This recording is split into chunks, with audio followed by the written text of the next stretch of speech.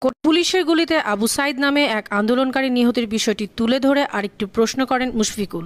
Abu Saeed, a young student of English Begum Rokeya বিশ্ববিদ্যালয়ের ইংরেজি সাহিত্যের তরুণ শিক্ষার্থী আবু সাইদ তার সহপাঠীদের বাঁচাতে পুলিশের সামনে ঢাল হয়ে দাঁড়িয়েছিলেন, কিন্তু শাসক বাহিনী তাকে গুলি করতে দ্বিধা করেনি। But regime force did not hesitate to shoot him.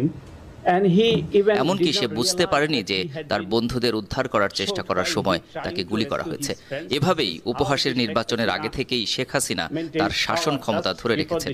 আমি দুঃখিত, মার্কিন পররাষ্ট্রমন্ত্রী বলেছিলেন সারা বিশ্ব বাংলাদেশের নির্বাচনের দিকে তাকিয়ে আছে এবং এজন্য স্টেট ডিপার্টমেন্ট ও যুক্তরাষ্ট্র প্রয়োজনীয় সব পদক্ষেপ নেবে। কিন্তু জনগণের অধিকার যখন হরণ করা হয় তখন হঠাৎ আপনি নীরব হয়ে যান। কেন এমন হয়? All of a sudden you become silent. Why is that? জবাবে মার্কিন পররাষ্ট্র দপ্তরের মুখপাত্র ম্যাথু মিলার বলেন, প্রথমত